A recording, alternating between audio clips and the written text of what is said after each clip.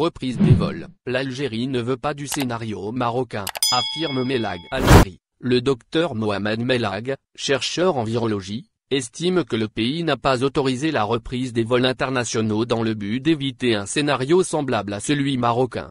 D'un impact inouï, la crise du coronavirus a paralysé les vols internationaux du et vers le pays. Dans une attente qui a duré plus d'1 an, les spécialistes n'ont pas omis de livrer leur avis, presque unanime, vis-à-vis de cette situation. Selon le docteur Mohamed Melag, l'une des raisons qui a empêché l'Algérie d'autoriser la reprise des vols, est l'envie de se prémunir et surtout celle d'éviter un scénario semblable à celui marocain.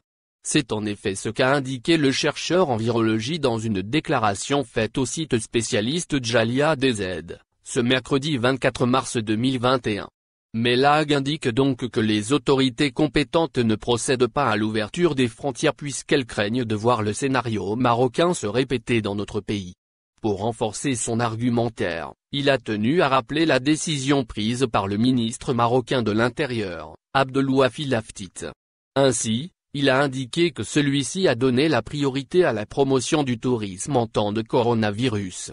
Chose qui a sévèrement impacté la situation épidémiologique du Maroc, si l'on en se fie.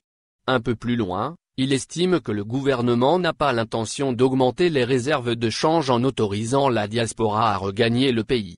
L'ouverture des frontières pourrait, selon les dires du docteur Melag, exposer la santé des citoyens au grand danger de la contagion. En définitive, l'expert pense qu'aux yeux du gouvernement algérien, il serait prématuré de se précipiter dans la reprise des vols. Les instances décisionnelles prennent donc tout le temps nécessaire pour évaluer la situation dans et en dehors de l'Algérie. Selon le même spécialiste, 2 paramètres pourront quand même accélérer la procédure de l'ouverture.